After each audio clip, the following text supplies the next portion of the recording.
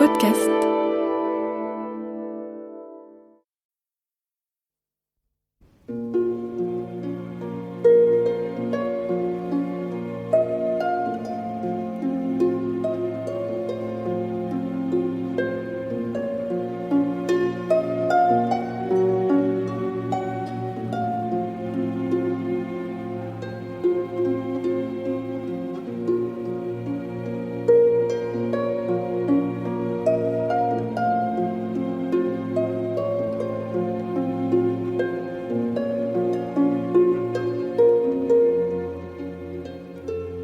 « 1848.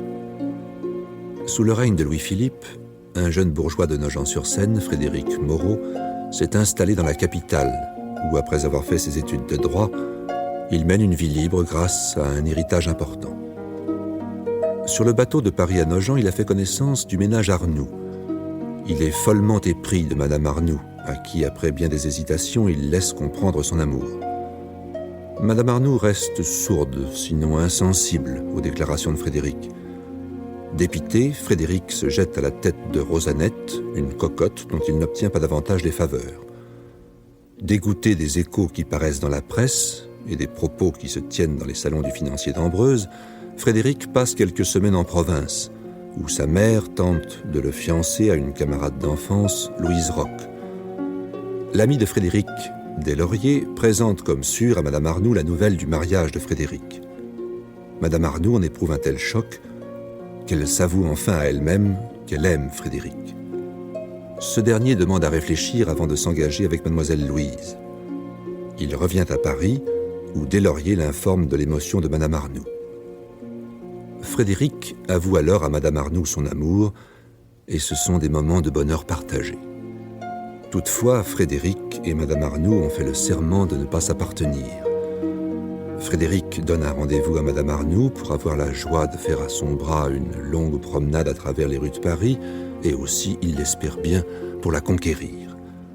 Madame Arnoux ne vient pas au rendez-vous car son fils tombe gravement malade.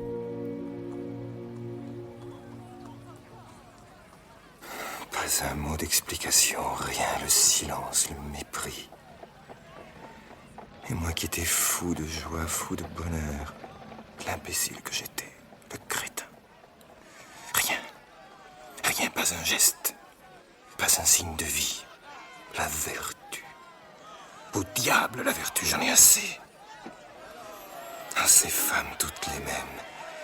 Laisser croire, et puis quand il faut tenir rien du vent. Rayer de ma vie les pécores. Libre.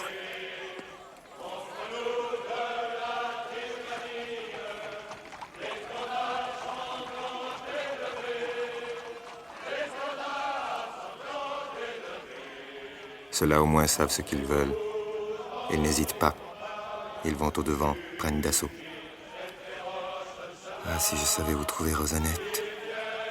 Comment n'y ai-je pas pensé plus tôt?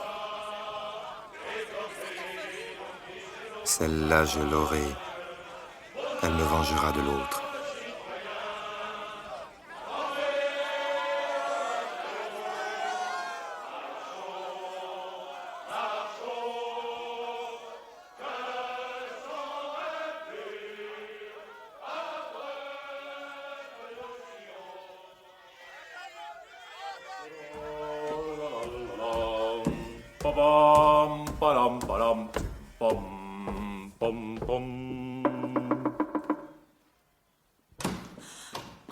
Monsieur Frédéric.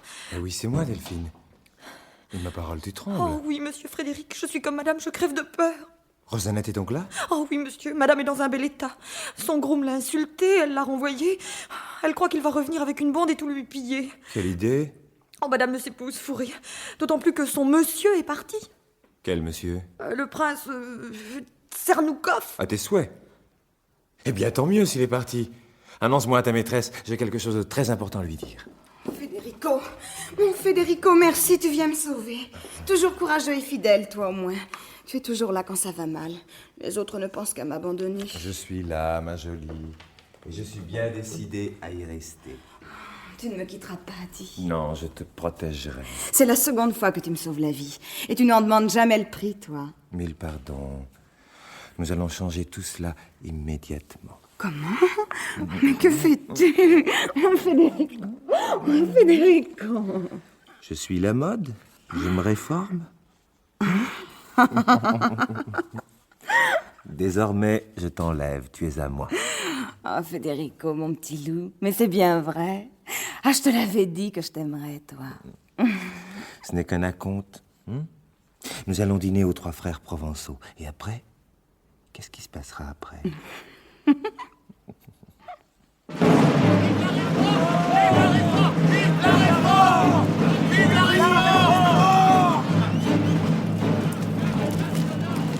Décidément, la réforme est à l'ordre du jour.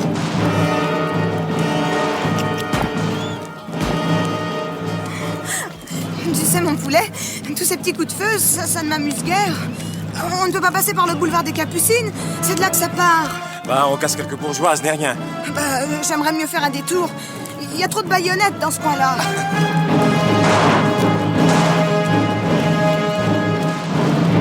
Rattrapez-le! Rattrapez-le, c'est un traître! Il a tiré sur la foule!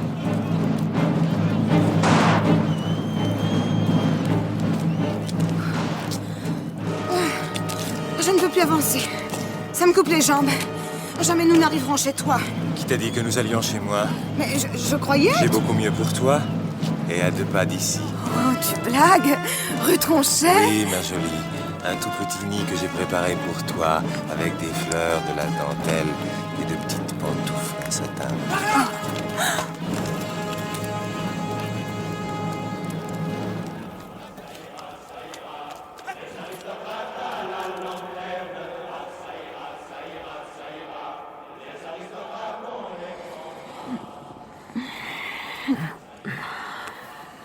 Mon amour, est-ce que tu es délicat, toi? Est-ce que tu es plein de prévenance? Et tous ces parfums. Federico, j'adore. Nous serons heureux, là. Heureux. Je te le promets. Oh, Federico. Oh, Federico.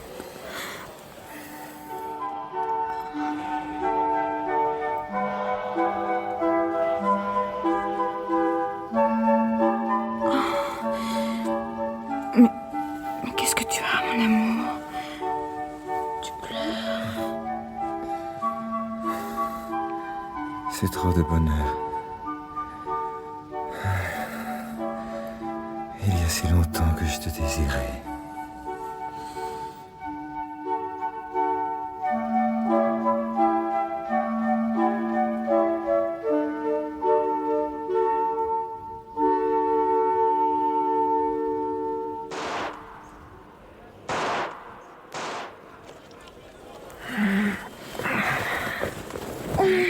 Où vas-tu, Federico? Voir ce qui se passe. Ils m'ont réveillée avec leurs coups de fusil. Reste, mon amour, c'est trop dangereux. Le temps de me rendre compte. Et je reviens. C'est promis. Tu ne seras pas longtemps. Fais bien attention, dis. Reviens-moi tout entier. Qui adore son Rico. Qui adore sa rosette.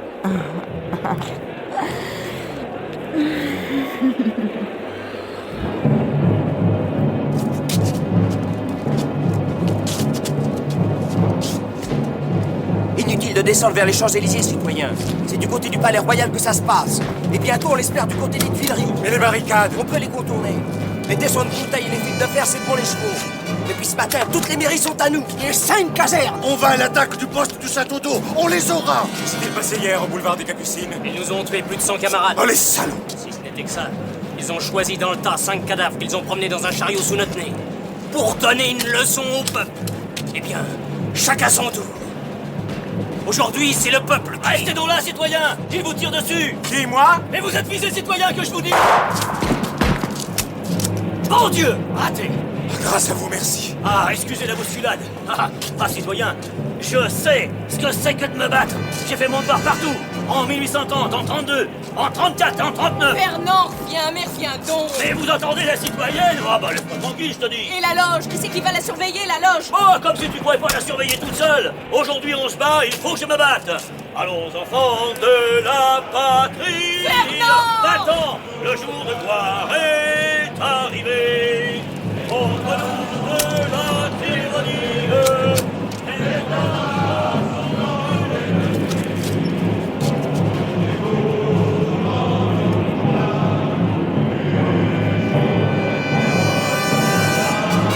Vous devriez profiter de mon abri. Ici, on est en première loge et on fait bouche à tous les coups. En voilà un qui a eu son compte.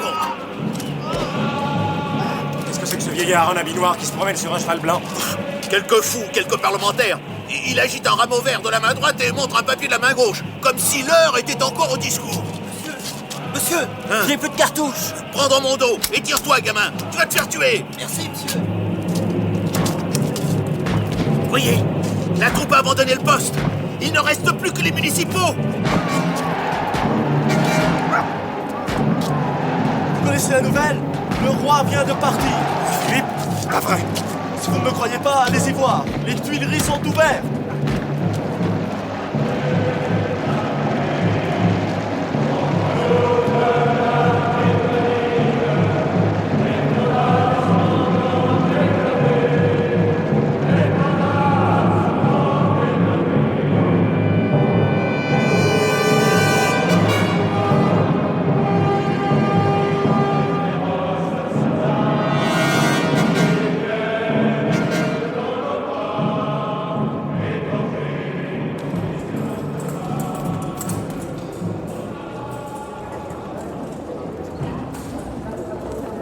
Tiens, Hussonnet, vous n'êtes pas le dernier à faire antichambre. Frédéric, ça alors?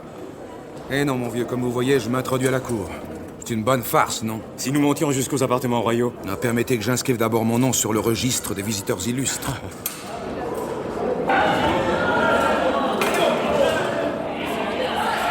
Bigre, il y a du monde. Tenez bon la rampe. Et attention, baïonnette. Ces bougres nous larderaient sans même s'en apercevoir. Oh, n'empêche, Frédéric, toute cette sueur, toutes ces odeurs. Les héros ne sentent pas bon. Ah, vous êtes agaçant, Hussonnet. Le peuple souverain, regardez ça. Quel mythe. Qui veut s'asseoir sur le trône? Ne poussez pas la petite dame, il y en aura pour tout le monde. Poire, ils sont la poire. Raison, ouais, ça sent la poire. La plaine, la plaine.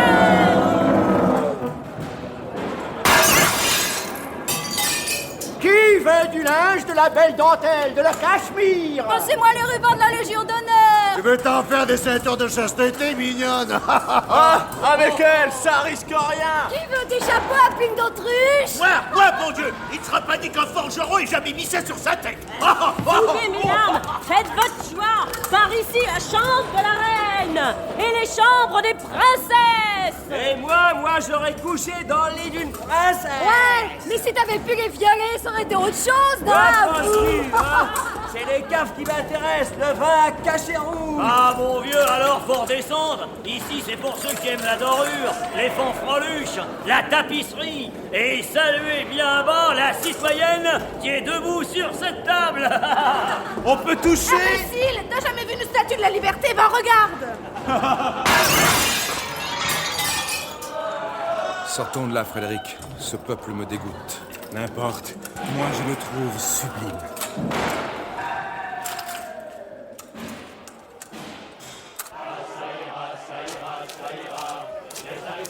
Ouf! Oh, j'ai cru que j'allais étouffer. Pouvoir respirer. Oh, je n'ai plus la force de parler. On dit que la duchesse d'Orléans est nommée régente. Oh, un bruit comme tant d'autres. Mais ce gaillard en vareuse rouge là-bas, c'est du sardier. Et oui, du sardier. Eh oh, du sardier! Eh oh, j'arrive.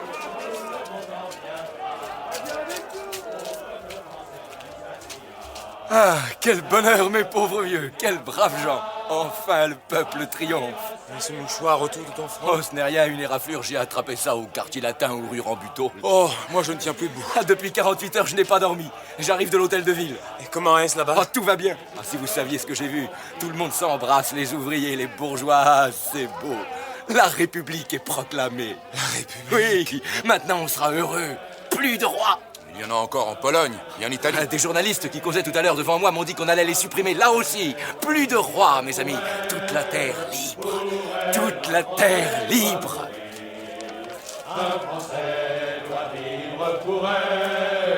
Oh, saperlotte, j'oubliais. Les forts sont encore occupés, il faut que j'y aille. Adieu. Adieu du Sardier. Et soigne-toi. Vive la République. Vive la République!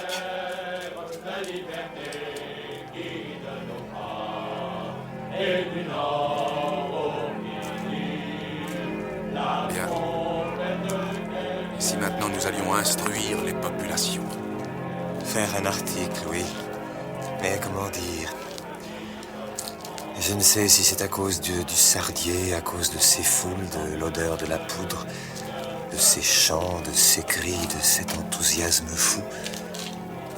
Mais je sens battre dans ma poitrine le cœur de tout ce peuple, le cœur de tous ces hommes, et je crois bien le cœur de l'humanité tout entière. Oh oh! Mais vous voilà en veine pour écrire un véritable morceau lyrique. Nous l'enverrons au journal de Troyes.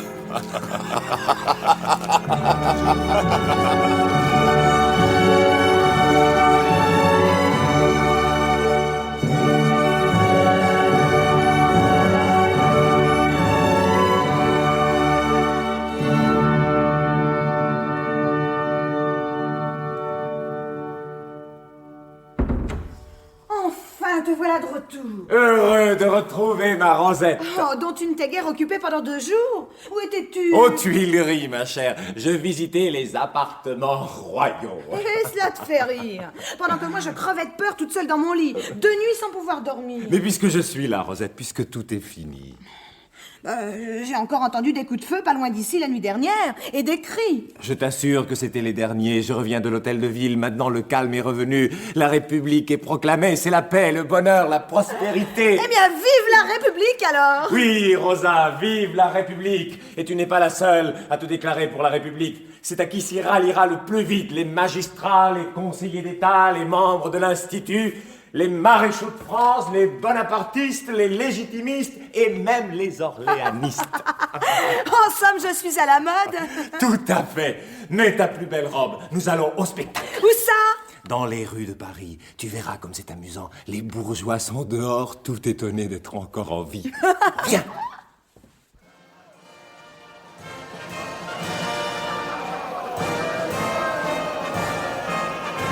Ils ont mis des étendards partout. Et leur Rosette à la boutonnière. Et toi, mon loup, tu l'as mise à ton bras, ta Rosette?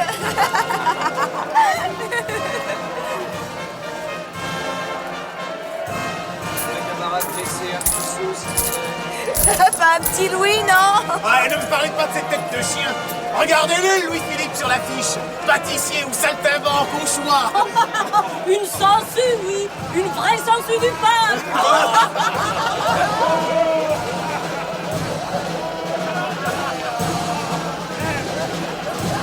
Qu'est-ce qu'ils font, ceux-là?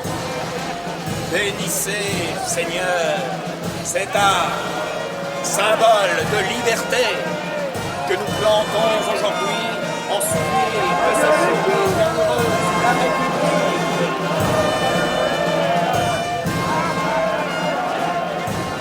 Laissez passer! Écartez-vous! Place! Les artistes peintres!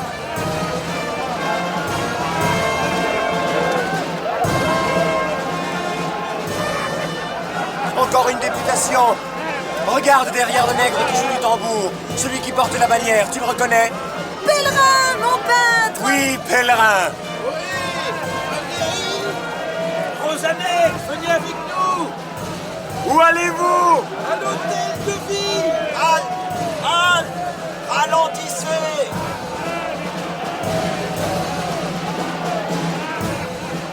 Bon, alors nous avons 1 minute. Le gouvernement reçoit les tailleurs de pierre, nous on passe après. Qu'est-ce que vous allez lui demander au gouvernement? La création d'un forum de l'art.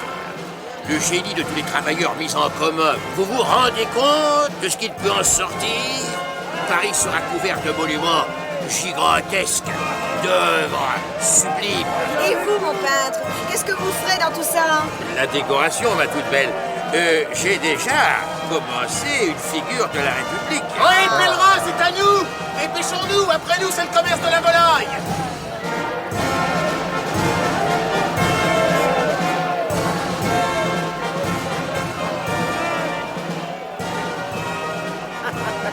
Ah, quelle bêtise tout ça! Des blagues, toujours des blagues!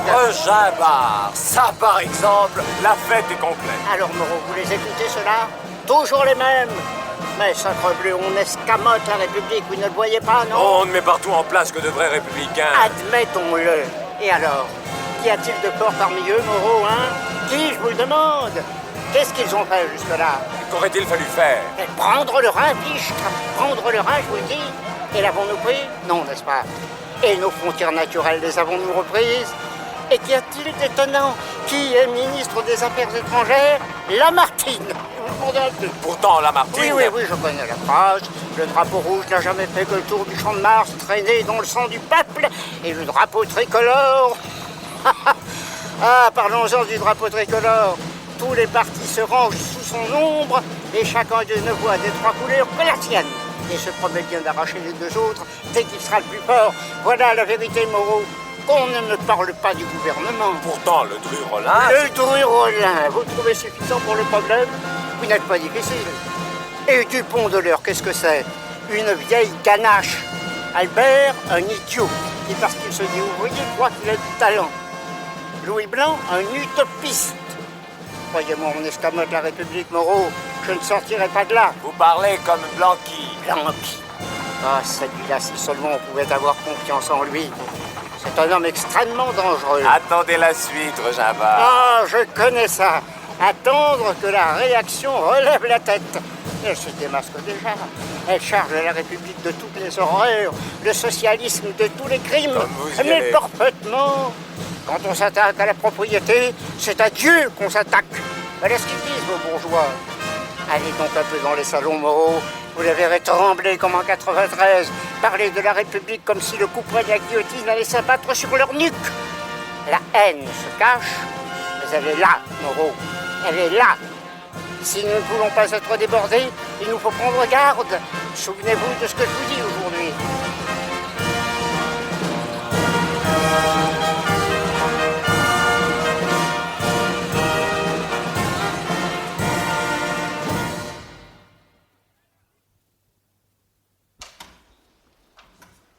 Deux messieurs demandent à vous voir, monsieur. Monsieur d'Ambreuse et monsieur Martinon. Faites entrer, Albert. Monsieur d'Ambreuse, chez moi? Mais oui, cher ami. Je tenais à vous voir après tous ces événements. Donnez-vous la peine d'entrer. Monsieur Martinon a bien voulu m'accompagner. C'est qu'avec ce renversement de situation, vous êtes fort bien placé pour... Oh, n'exagérons rien, monsieur. Est-ce que votre ami Deslauriers n'a pas été commissaire en province? En effet. Est-ce que tous vos amis républicains ne se retrouvent pas en excellente position? J'ai lu dans le journal de Troyes votre article. Très flatté que vous l'ayez lu. C'était excellent. Oh. Ah si, mon vieux, si. Il n'y a rien dans les idées que vous exprimez qui ne puisse rencontrer notre approbation. Je vais dire mieux, je suis comme vous. Et, si étonnant que cela puisse vous paraître, je me réjouis des événements. Pourtant, il me semble que sous l'autre régime, vous votiez avec le ministère. C'est vrai. Et quel autre moyen avions-nous pour accélérer sa chute? Chute inévitable, d'ailleurs. Aucun de nous n'avait d'illusion là-dessus. En effet, je n'ai jamais caché mes sentiments pour Guizot. Il nous a mis dans un joli pétrin, celui-là, convenez-en. Ce n'est pas moi qui défendrai Guizot. Je vous comprends. En revanche, j'admire beaucoup Lamartine. Il a été magnifique avec sa phrase sur le drapeau rouge. Ah oui, on en parle beaucoup. Pourquoi faire une distinction entre les fils d'une même patrie? Banquiers, industriels, commerçants, ouvriers. Mais oui, ouvriers, parfaitement. Car enfin, plus ou moins, nous sommes tous ouvriers. Ce n'est pas M. Martinon qui dira le contraire. Oh, moi, mon père était un paysan. Et je n'oublie pas, je suis sorti du peuple. Et ce sont les ouvriers qui font la République. Au fond, voyez-vous, nous avons toujours été républicains. Liberté, égalité, fraternité, Cette devise est la nôtre, désormais. Il est certain que nous devons nous rallier franchement à la République. Et faire triompher nos idées. Avoir de bons représentants. Ah oui. Oui, les élections approchent. Tout est là. Avoir une bonne Assemblée nationale. C'est très important. Je le crois. Il faudrait là des hommes nouveaux. Des hommes sûrs. Tenez, à titre d'exemple, dans l'arrondissement de La Fortelle, que je connais bien, le candidat de l'opposition n'a aucune chance. Pourquoi donc? Il s'est présenté je ne sais combien de fois. Les électeurs veulent un homme neuf. Oui. Et cet homme neuf, nous l'avons. Que voulez-vous dire? Oui, cher ami, nous avons pensé que vous, bref, vous deviez prendre sa place. Et oui, mon vieux, tu devrais te présenter. Qui, moi?